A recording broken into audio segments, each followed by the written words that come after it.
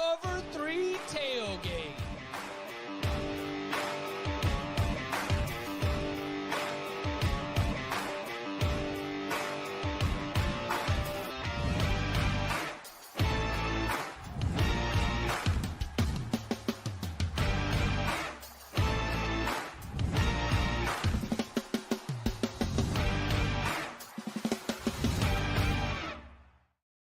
And welcome back to the Cover 3 podcast here on CBS Sports. That's Tom Fornelli. That's Bud Elliott. I'm Chip Patterson coming to you live at youtube.com/cover3 and everywhere you get your podcasts on demand.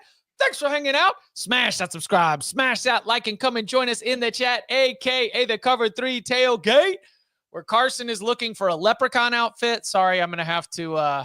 He won the players this morning. How is Rory McIlroy going to be defeated on St. Patrick's Day? Simply wasn't. Simply wasn't.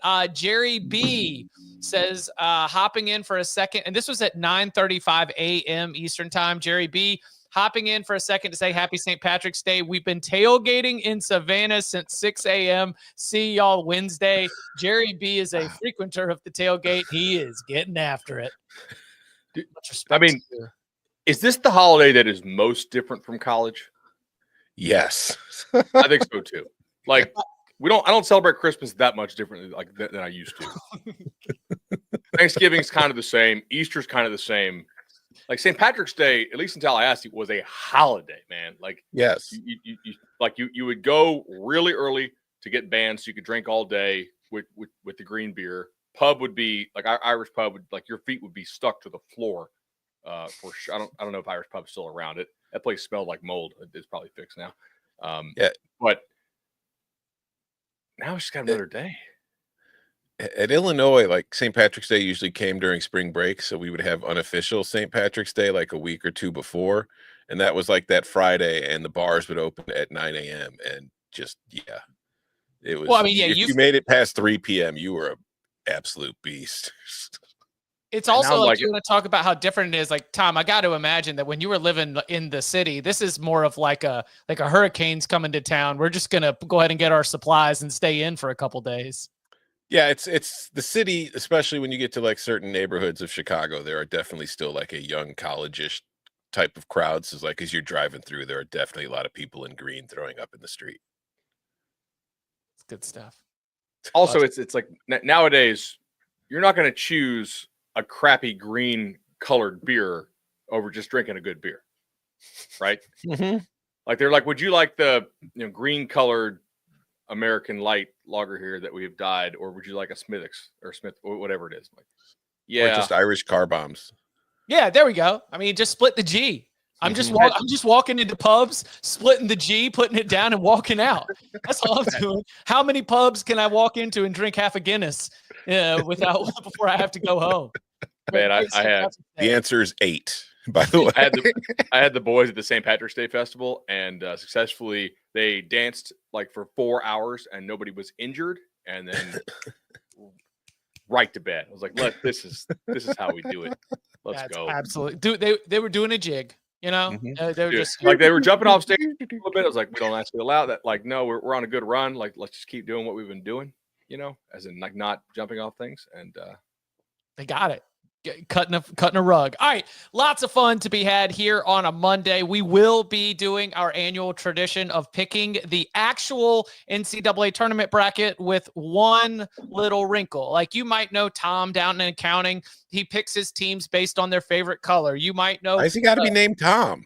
Oh, I guess I'm sorry. Steve down in accounting. He picks based on his favorite color. You might know Susan in HR. She says, I go for whichever mascot I think is the cutest. You know, but what we do is we say, all right, if this game was taking place between the college football teams of these schools, who would end up winning? So we're going to have some fun with that. Everybody in the tailgate going to join it as well. But first, let's get into a little bit of news since the last time we gathered together.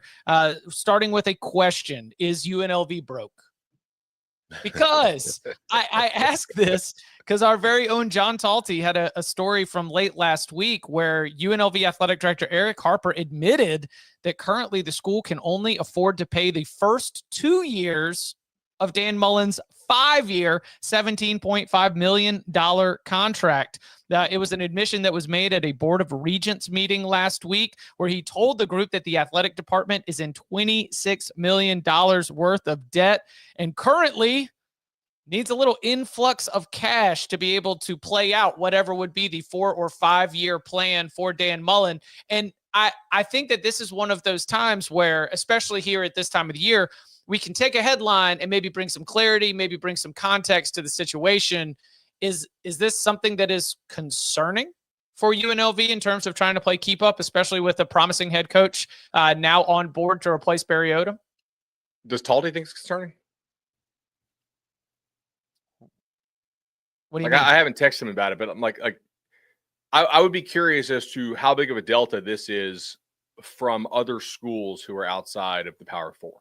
Right? Yeah, I think that how many schools hold that much cash in reserve? Well, I think that UNLV is therefore kind of like my thought on this big picture is that, is this an example of a group of 5 program that we have identified as always having some promise, right? I've always been like, oh, that is a job that you can go and you can win at, because in every single one of these group of 5 conferences, we've got a couple of the schools where we've sort of like tabbed them as being on the plus side of their own league.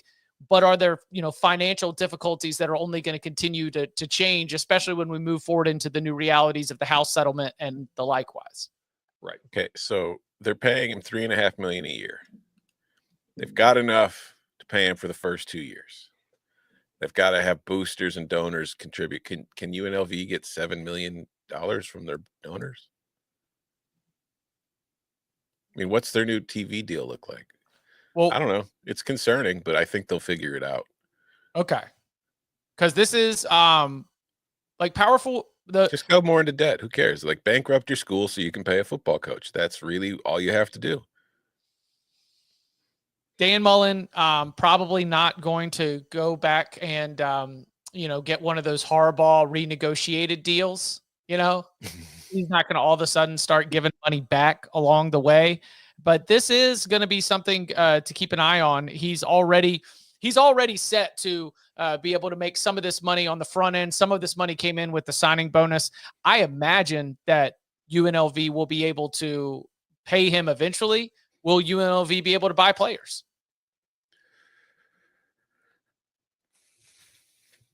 Maybe. Like, I don't think we're going to see them shopping at the in the high end department for players, but I think you'll be seeing them getting guys like comparative deals for that level of football. Yeah, I have a hard time thinking they're more broke than other schools in their league, right? You would imagine. I mean, that's the thing. Like, the Mountain West right now, I have no idea. Like, I don't typically know what the financial situations of a Mountain West school are, but I have to imagine that with the way the Pac-12 broke up, and now with the way the new Pac-12 is forming, there's a whole hell of a lot of upheaval in what the financial situation for all these schools look like. I don't think they know what their real financial situation is at the moment. UNLV did not join the Pac-12. No, I know. But I'm saying, so are they getting, like, what's their TV situation going to be with the schools that are leaving for the Pac-12 is what I'm saying. I don't think any school in either of those two conferences really knows what their financial situation is right now. That's a good point. Except for Oregon State and Washington State, who got the huge settlement from settlement money. Yeah. all the exit fees that they collected from everybody that left the conference, and the rights that they get based on at least this year. And I know some other Foggy's got an answer for us. Dan Mullen should bet his contract on black. That's what UNLV should do. Just head down the street to the casino, take the $7 million you currently have for Dan, put it on black, double it, bam, contract covered. There has been a little bit of a it's Las Vegas. You should be able to find somebody with money. I don't know if it's that easy. Just find a drunk guy on a hot streak. Yeah, then there you go. Excuse me, sir. Would you like to donate to UNLV Athletics? Okay. A little somewhat similar headline here, but I was because it is from the group of five, because it does have to do with spending, the American Athletic Conference has become one of the first conferences to officially set a minimum investment threshold for those house payments to players. That threshold is $10 million. It will not apply to Army and Navy, but for the rest of the schools in the American, the league office has said, if you want to be playing ball, we need to know that you are investing in it. So $10 million minimum. We already know that figure for, and this is not, I believe this is not just for football. So you still have some decisions to be made at places like North Texas, where your basketball team's pretty good, but your football team also would like to be competing for titles. Places like UTSA, where you're probably a lot more football leaning. Do you think that the American is a place where you needed to put in these minimum thresholds? Yes, because there were parts of the American this year that were really bad. It's probably the league that had the greatest disparity in spending outside of the Power Four. Like, I think the ACC is probably the league that had the largest disparity in terms of like total gross dollars in the country. Well, if you have 17 schools, I mean, there is going to be a little bit of a stratosphere.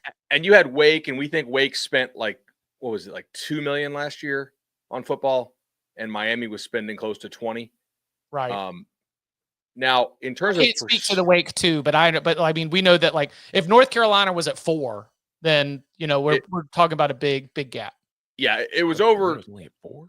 It was over a couple beers, but I remember my reaction to Wake at the coaching convention, be like, "You got to be kidding me! Like, that's what a job Dave Clawson was doing for how little they were able to spend."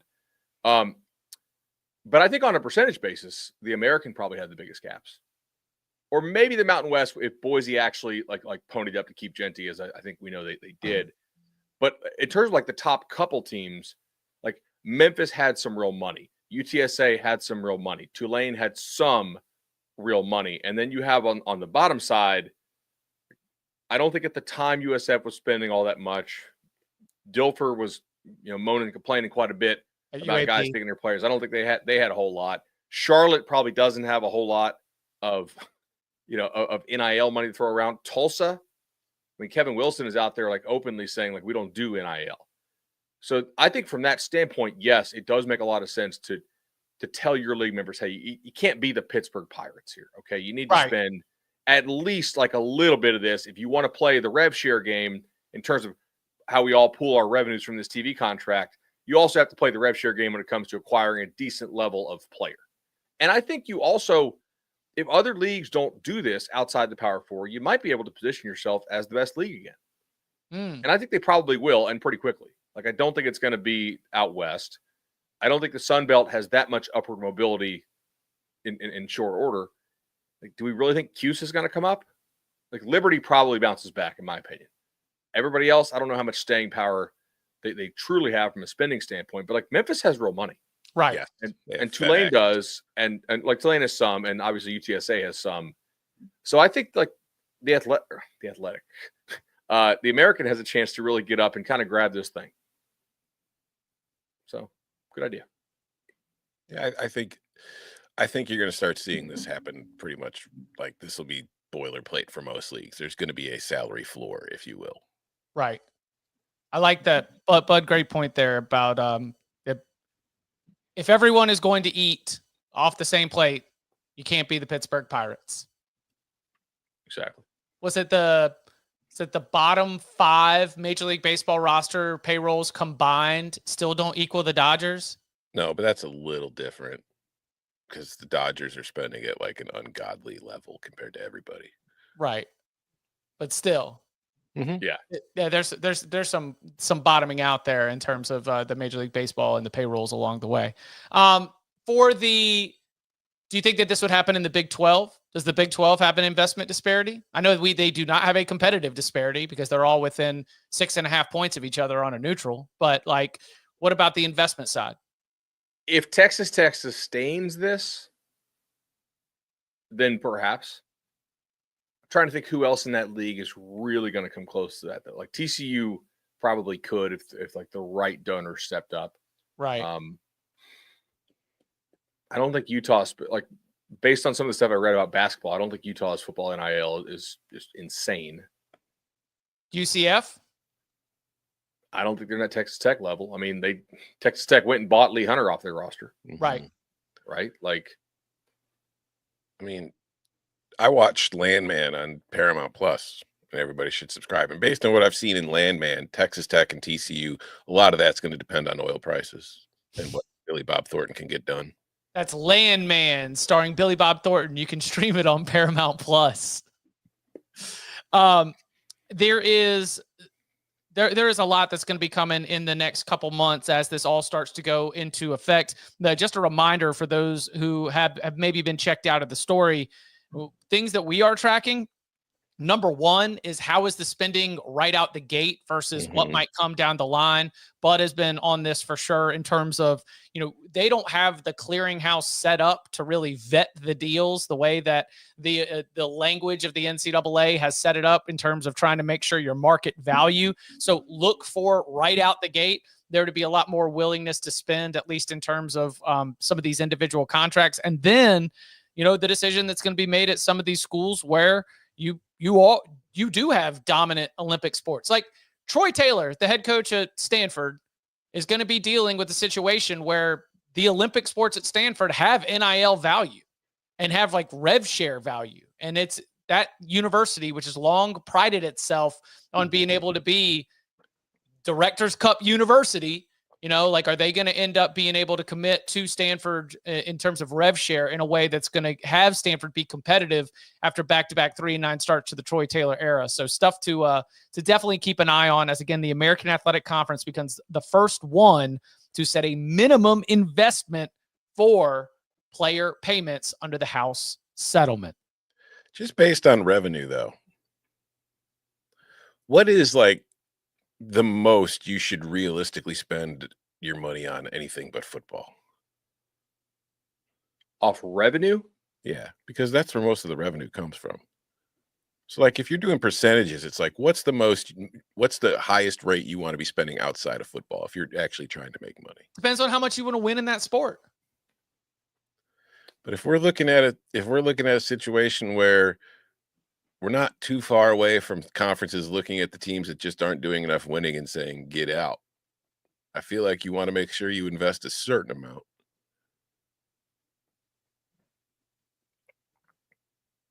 I don't know. I mean, okay, so we're talking like what's the minimum you can put in a football here? Like if you're only putting 50% into your football program, you're like if you have the option to spend $18 to $20 million and you're out throwing out here saying 10, meaning the AAC floor, and you are in a power conference, you are not for long in a power conference. Yeah. Well, do we know that? I don't. I mean, that's the. I think the way conversation. I think it's probably whatever the market will tolerate, and the market also being your peers in the conference. I do think long term though, because like everything has to change. Like when you think of what they're going to be doing for TV deals to squeeze every new dime out of it, eventually we're going to reach that point, I think. Yeah.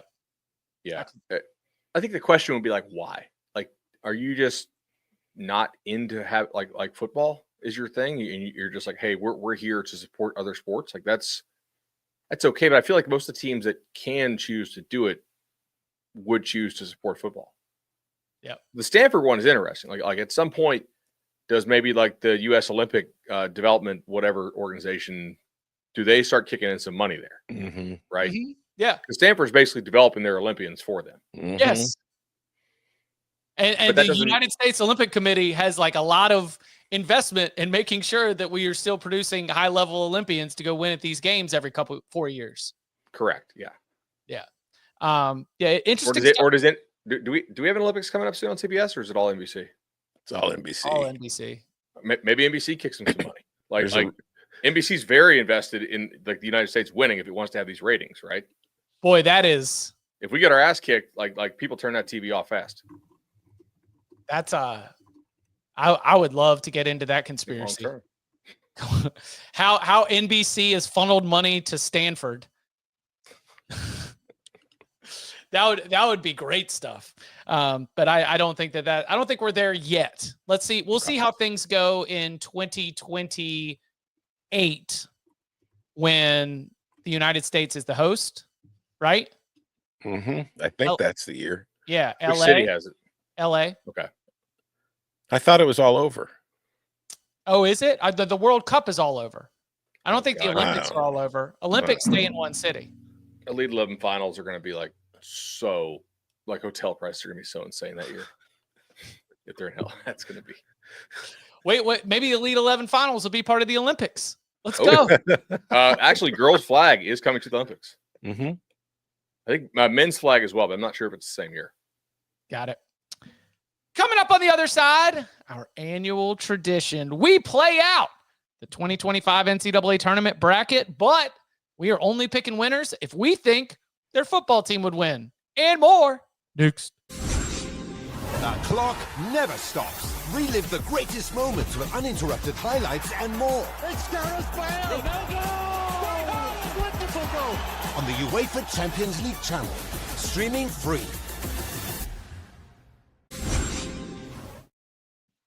Back here on the Cover 3 podcast. Before we jump in and start breaking down the bracket, Preston jumped in at 9:36 a.m. just here to see how y'all reacted to UNC getting in the tournament.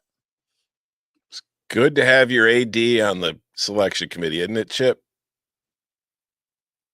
You know, I think that their quad one wins or their quad one win is actually being underrated, or maybe like some of their quad one losses are being punished too much because if you think about like the location of some of these games is actually a little tougher than just your standard quad one game. And so I feel like the committee did an excellent job of considering all the factors with the balancing test and putting them in. Okay. Multiple thoughts here. Number one, to answer the question specifically, how I reacted to UNC getting in the tournament. A large, loud cackle. Just like a hysterical laugh. Because it is right on the nose of wouldn't it be hilarious? After everyone is out here saying, like, no, one quad one win, you get out of my tournament. Never mind Xavier, also with only one quad one win in the tournament as well. To just see them introduced also at the very beginning of the show, which meant that it got to like simmer all through and everyone was playing the game. Who's going to get screwed? Who's going to get screwed? I mean, it was just, it was funny. Wouldn't it be hilarious? Yeah, it would be really, really funny for North Carolina of all teams when their athletic director is the head of the committee. It was hilarious when for the first time they had to have two committee chairs answer all the questions on CBS, America's Most Watched Network, the Network of Stars. That is normally an interview with a single individual. However, they had to bring in the vice chair so that Bubba could be like, well, God, I can't really talk about it. Sorry, I was out of the room. I didn't see what happened. Funny. Very, very funny. But I thought about something. This was a little bit, and if I was to go inside the committee room, this was a little bit of like echoes of the 2023 college football playoff selection committee. It was really echoes of what we've seen on the basketball side, and the way that things have been moving is kind of what happens in the playoff selection committee. And here's what I mean by that. There was a lot of push for adding new metrics to the NCAA tournament team sheets, and everyone celebrated. Oh, now we've got KenPom. Now we've got Torvik. Now we've got wins above bubble. This is so great. This is going to make it so much better. And everyone who championed for adding more and more information to the team sheets are now mad that those same metrics are what put North Carolina in the field. And the college football playoff selection committee, and I've described this before, they just get flooded with information. So the more that you add information onto these team sheets, the more a selection committee member is just going to go blind and vote on vibes. And to go back to like the 2023 side, it was like West Virginia, North Carolina. Well, who would you not want to play? Right? Like, sure, West Virginia's got 3 quad one wins. North Carolina's only got 1. But if all those committee members were in there doing that, like, who would you not want to play? Yeah. Then, yeah, North Carolina's going to get the edge. So in the same way that the college football playoff selection committee has just flooded their committee members with way too much information so that they just end up rolling on vibes, This basketball selection committee has been flooded with information. They used to get really strict with the RPI. Then everybody wanted the RPI gone. Now you've got the net. Now we've got Torvik. Now we've got wins above bubble. And this is what you get. You get Alabama in over Florida State. You get North Carolina in over West Virginia. So be careful what you wish for. That's what you get. I will say, like, North Carolina on KenPom is 33rd. West Virginia is 53rd. North Carolina is ranked ahead of UConn. Like, if you're just looking off the resumes, I get that old classic argument. But what I think really happened is that if they don't put North Carolina in, the Mountain West has more teams in the tournament than the ACC does. And there's a lot of people in that selection committee and a lot of people with college basketball, NCAA tournament history who couldn't stand the idea of admitting the Mountain West is better than the ACC. Last year, when the Mountain West was better, the selection committee did not treat the Mountain West well. There were 7 of the 13 members back from last year. If they were biased against the Mountain West last year, they were definitely going to be biased against them again. Mm-hmm.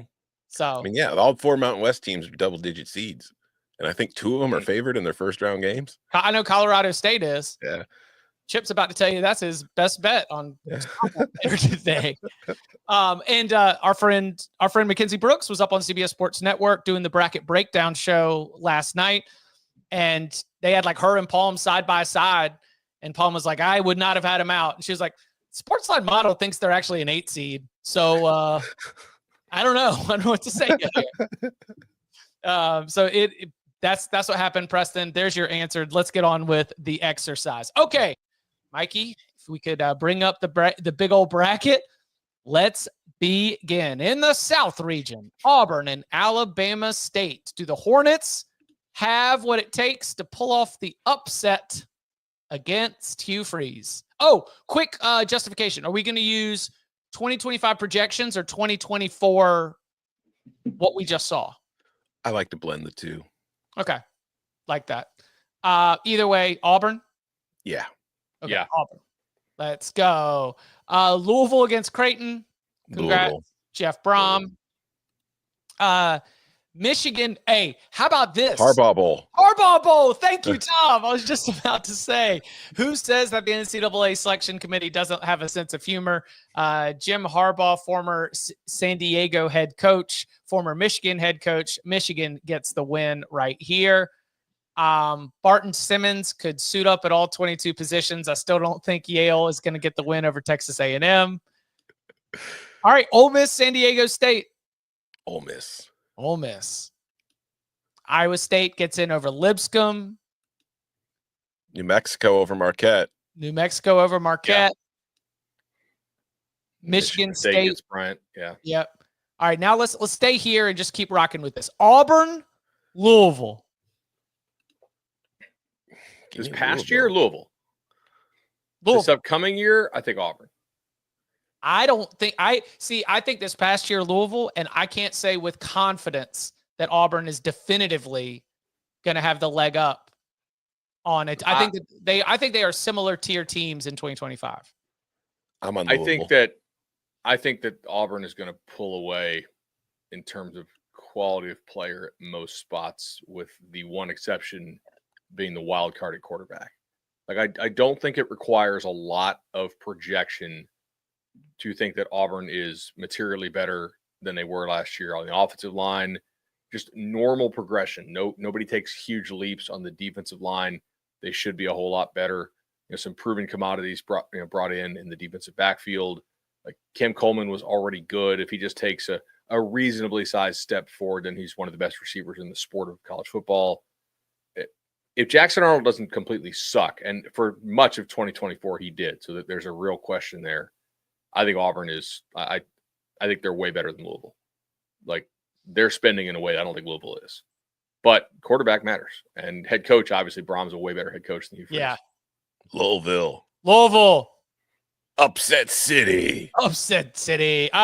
Michigan, Texas A&M.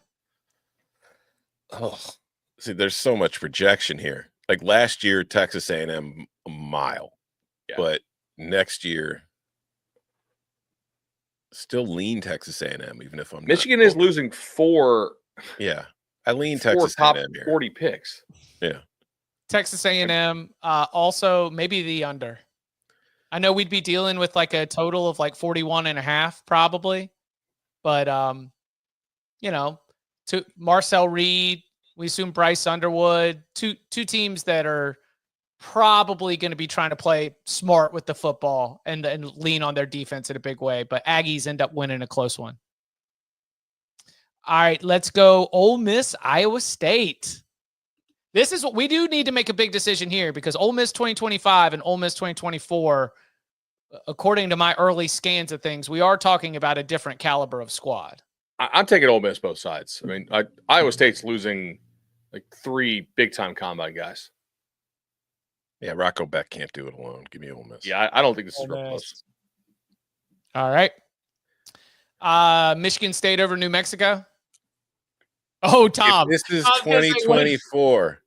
Just the quarterback battle between Aiden Childs and Devin Dampier.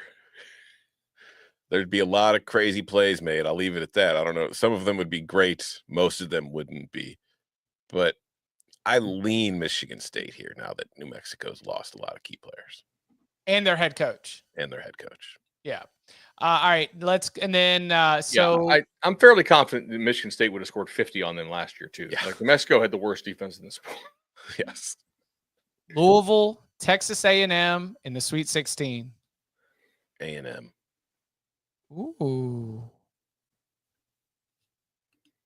Yeah, I'll take A&M. And then Ole Miss over Michigan State? Yeah. All right, Ole Miss, Texas A&M.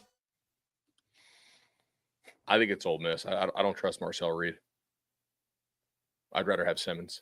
Yeah, Elite Eight feels like A&M ceiling. Elite 8 and 4. I mean, look, Noah Thomas bouncing for Georgia with a very limited sample set of what Gunnar Stockton did as a thrower. That probably tells you a lot about what Noah Thomas thinks about Marcel Reed as a thrower. So give me Austin Simmons. If Austin Simmons comes out balling, we're gonna add it to the chalkboard of Bud called it because what Lane Kiffin quarterback doesn't play well? He's gonna scheme it up for him. The guy's got an absolute cannon. Well, my intrigue factor is that this guy was a legitimate Major League Baseball pick. Like this guy could very well be playing and making money as a professional baseball player, and he's stuck with it. So there's got to be a reason why. So we'll go Ole Miss. Congratulations. He was worried he would be a Pirate. Congratulations, Ole Miss. You are on to the Final Four. All right, let's keep it in the top half of the bracket. We go to the East region where Duke takes on FCS American from the Patriot League. It doesn't matter whether it's Malik Murphy or Darian Mensah. I'm going to give that one to the Blue Devils. Yeah. Mississippi State Baylor. This is isn't this an actual game? This is the Sawyer Robertson Bowl. Auburn plays them this year. Auburn plays Baylor. That's right. Okay. Sawyer Robertson is going to ball out against his old school. Going to make him, angry about what they lost. Give me Baylor. Agree? Baylor easy. Yeah. Oh, easy. All right, cool. Easy, Oregon against Liberty. This was an actual Fiesta Bowl. This was a Fiesta Bowl. Not much of one, but it was. No, it was. We all know how this goes. Yeah. This was a brunch and beatdown type situation.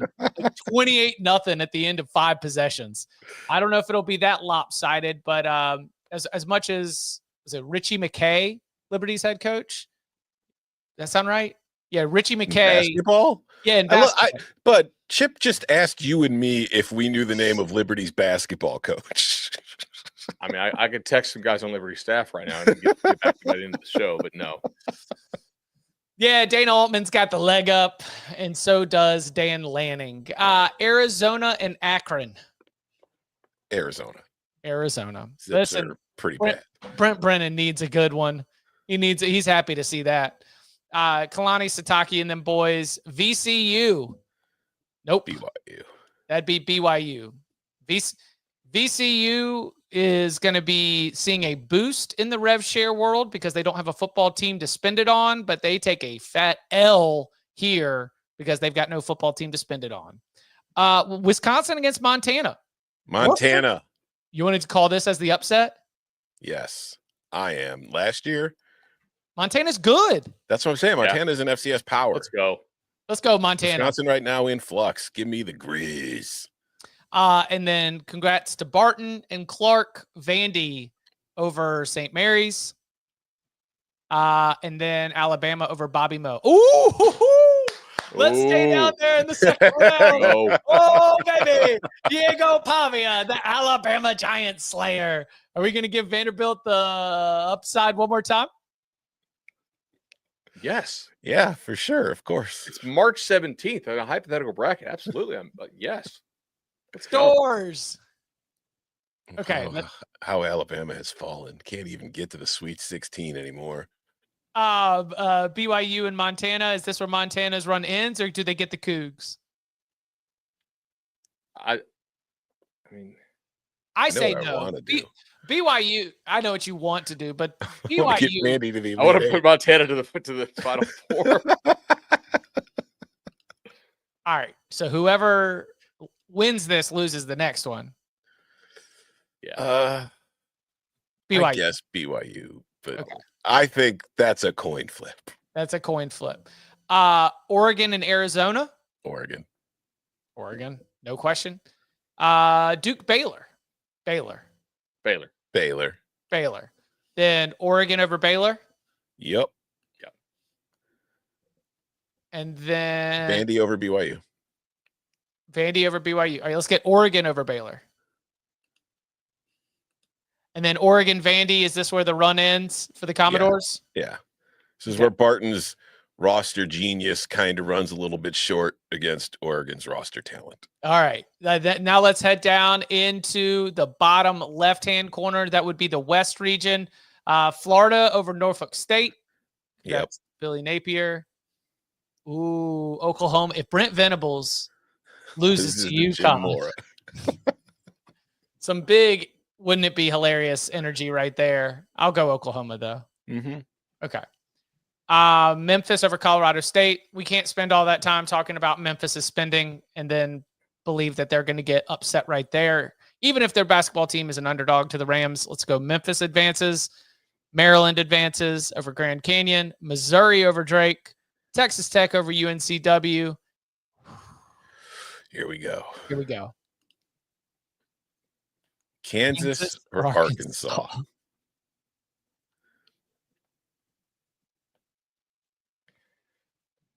This past year, Kansas. I mean, Arkansas lost to Oklahoma State. Yeah. Kansas. Arkansas made a bowl game. Kansas They beat did not. Tennessee. Kansas did smoke Colorado. They did.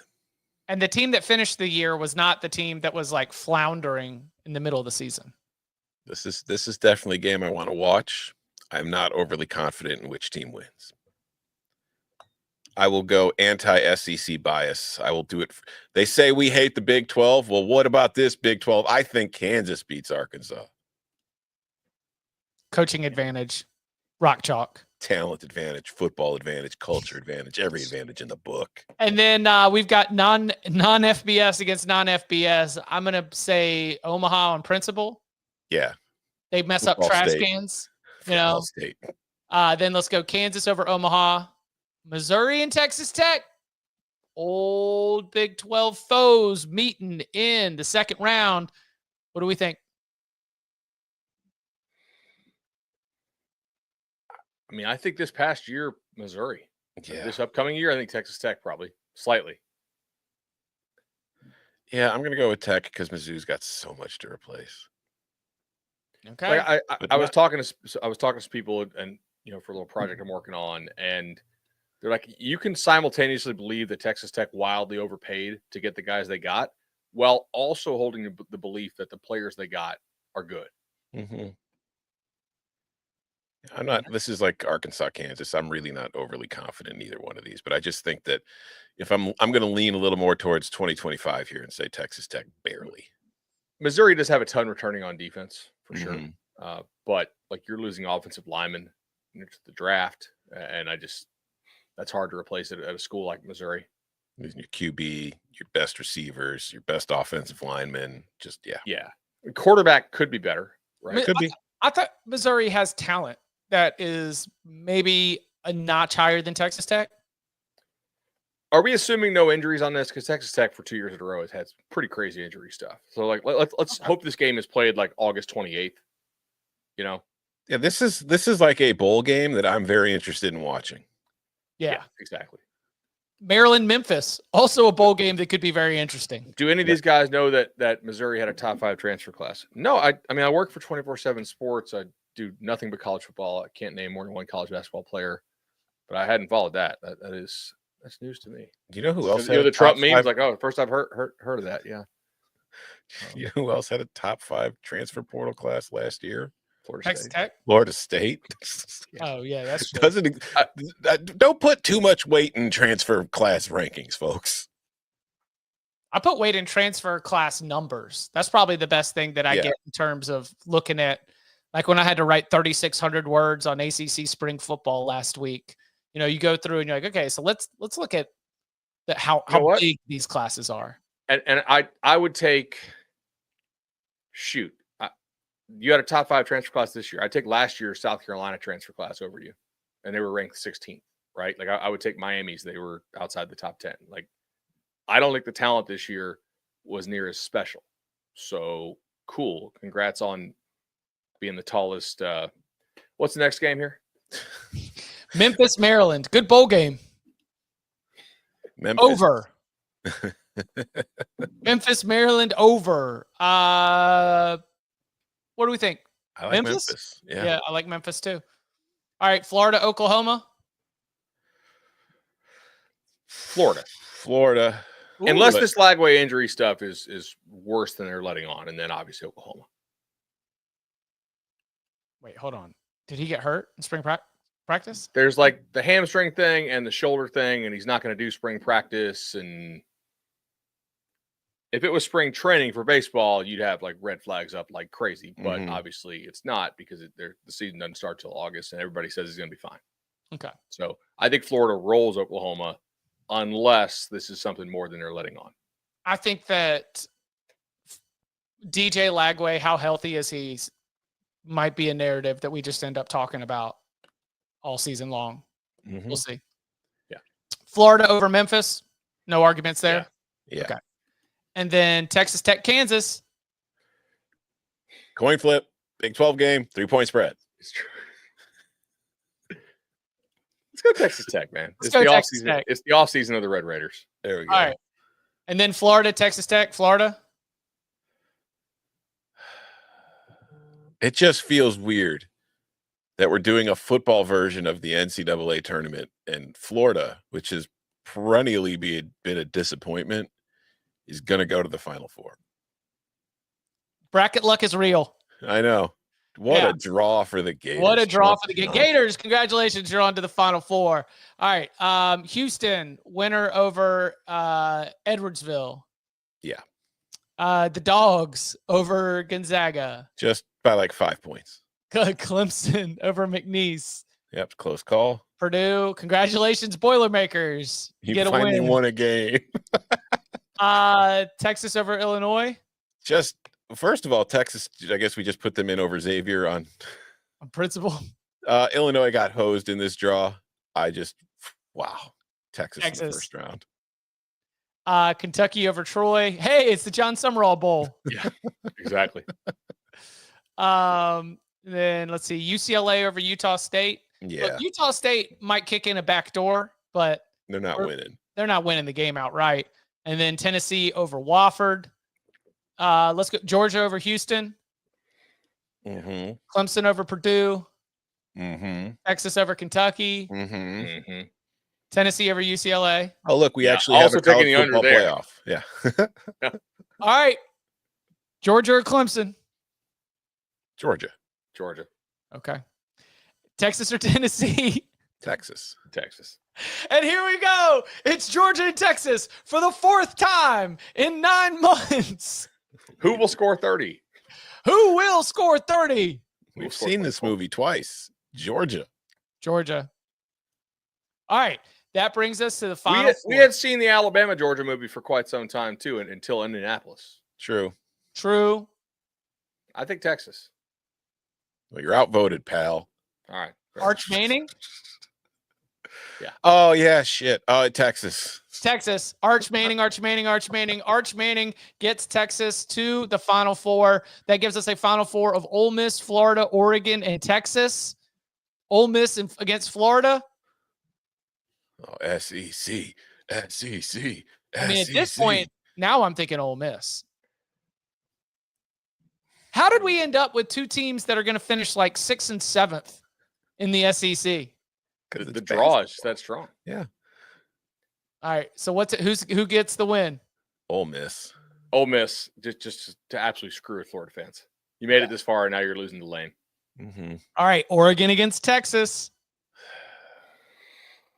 Sorry, Oregon. You just haven't been in the Big Ten long enough for me to fight for you. Texas. And then it's got to be Texas over Ole Miss. Yes. Yeah. Congratulations to the Texas Longhorns. Hook 'em. We hate the SEC, right? You have won. Oh, what's our total? There are freaking 14 SEC teams in this thing. It's hard for them not to be the Final Four. Total combined score for the final. What do we think? 62? I'd set it at 62.5. We can't do 62.5. So I think I would go under there. 62 is fine. 62. Texas, right. new. Are you actually submitting this bracket, yes. Chip? Which pool are you submitting this in the country? Well, actually, I think Mikey might be submitting this. So congrats to Mikey. And listen, this is what's exciting. So congratulations to Texas. Looks like Refresh Gaming wants the under easy. Yes, we would like a new Nissan Armada. Because look, there's so many opportunities because it is bracket time. So get yours in now on the CBS Sports app. Enter the bracket challenge for a chance to win a new Nissan Armada and trips to the 2026 Final Four. You can also play in men's and women's pools with friends or join your own pool. Get the CBS Sports app or visit cbssports.com/cover3 to start filling out your brackets.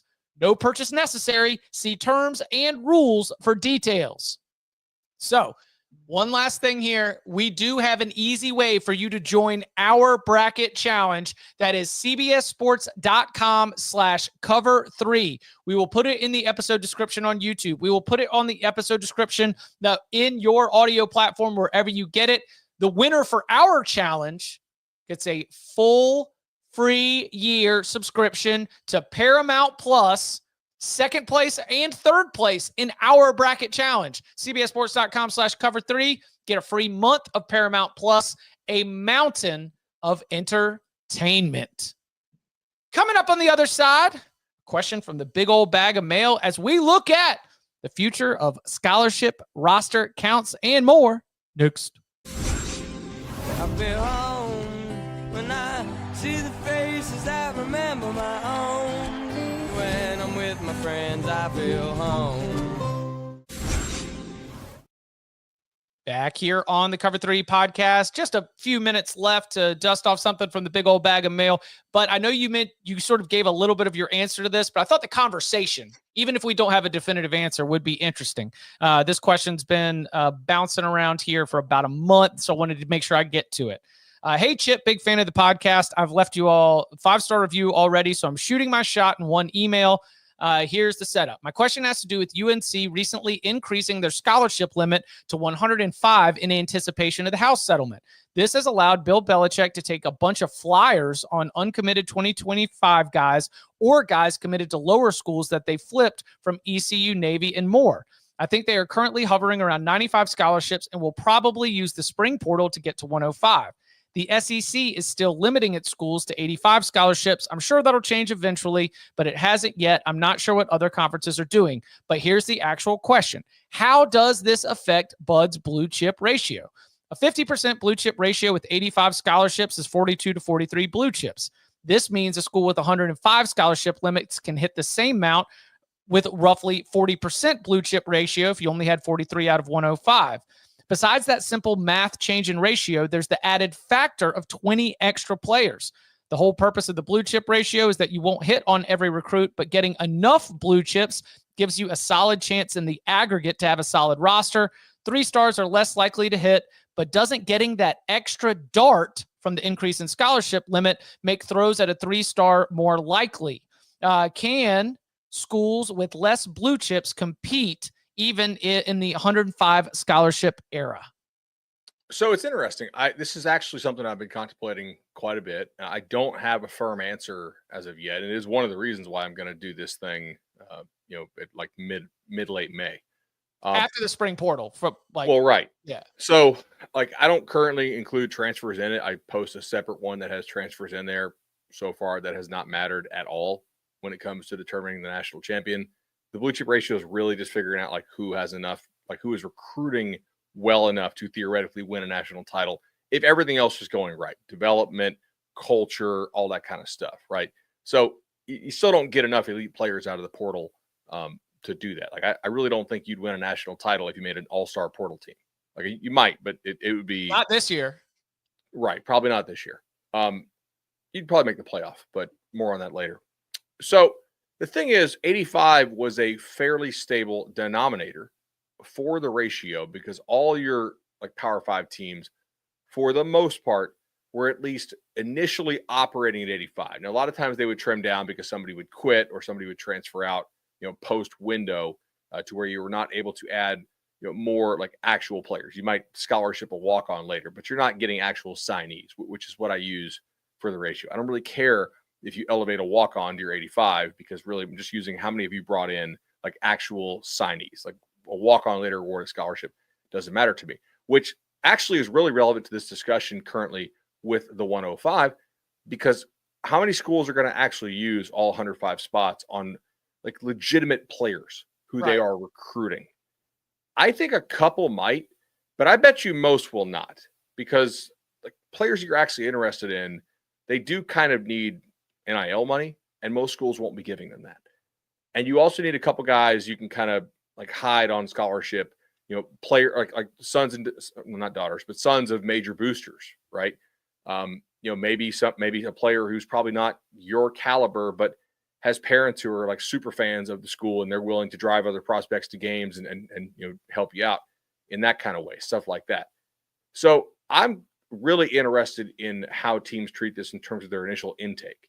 So for the first year, it really won't impact it all that much because I'm still going to just use the initial intake. And we are not so far seeing schools take classes like 40 and 45 kids to bridge that gap. How this changes behaviorally in the coming years will be worth monitoring though. And I hope that's not too word salady. But No. Like I think that it was you and I have kind of missed each other. We've been a little bit like ships in the night. We've either had something that we needed to do, like business up today, or I've been gone for a mailbag, or you've been gone for a mailbag. So it was one that I wanted to make sure I got to because he did have his wife reach out to me too. I mean, this is a question that's been burning on my man's ears, So I wanted to make sure that we got the question answered. And I got to get it right because EA uses it in the game. So I right. I gotta let them know too. He's using his wife as bait. No, not as bait. It was just to be able to get additional access. There's lots of ways to be able to reach us, as you know, Tom. And so Chip's ignoring me. Maybe if you go, he'll listen. I don't think it plays out like that for my guy.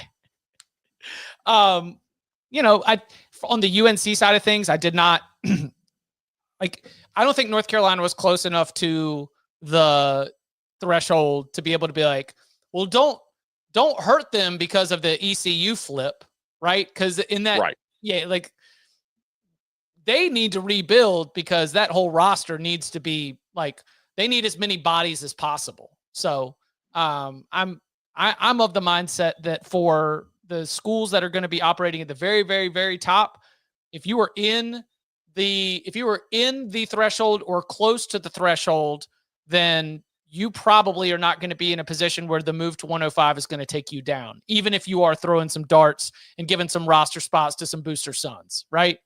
Right. Yeah. Because last year, if I remember correctly, we had like 16 teams that met the threshold, but only about 3 that were close. So this is why I always do it on your intake and not like what you report as of, the final, like the final roster. That's more like a team talent composite thing. Mm-hmm. I prefer my method because I'm interested in how many guys you actually went out and recruited. You know what I mean? Like your walk-on kid son of a booster is never going to show up on that page as far as your signees. Right. And I think that matters. I agree with that. All right. We will be back on Wednesday as we continue. If Vegas was right and we look at ACC and Big 12 preseason win totals, if those expectations are spot on, what does it mean for coaches under pressure in the ACC and the Big 12? Look forward to continuing that conversation and more. And you can follow him on Twitter at Tom Fornelli. You can follow him at Bud Elliott 3. You can follow me at Chip _Patterson. Gentlemen, thank you very much. See y'all.